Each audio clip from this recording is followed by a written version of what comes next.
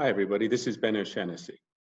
Our research uses mathematical modeling and experiment to study the machineries that make living cells work. So what do we do? A major focus is the mechanisms of neurotransmission in the brain, part of a vast international effort to understand the brain, which includes Columbia's new Zuckerman Mind, Brain and Behavior Institute.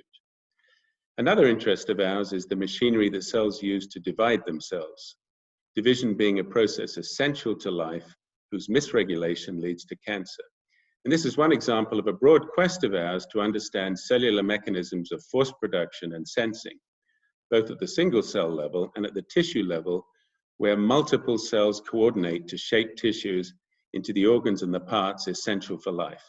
We also study secretion, including insulin secretion, whose misregulation is associated with diabetes, as well as the mechanisms of infection by membrane-enclosed viruses such as influenza and HIV.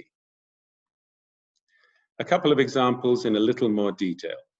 In neurotransmission, we study synaptic transmission. So the human brain contains a staggering 10 to the 15 synapses. These are the connections between neurons responsible for cognition, whose misregulation underlies many neurodegenerative conditions.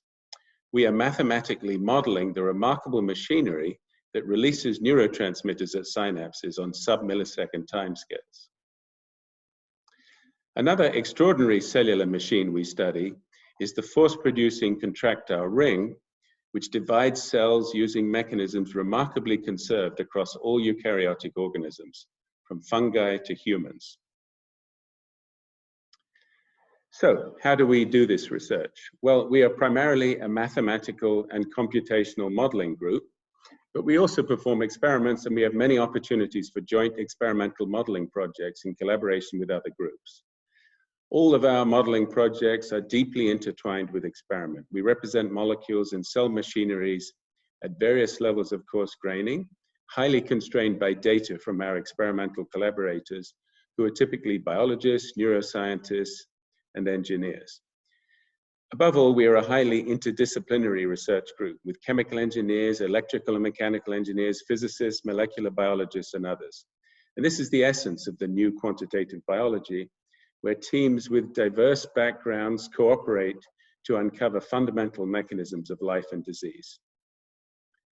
So finally, why do we do this research? Well, a major driving force for us, of course, is a fascination with life. A desire to understand the cellular machines crafted by billions of years of evolution. Equally important is to uncover disease mechanisms, vital for developing therapies and drugs.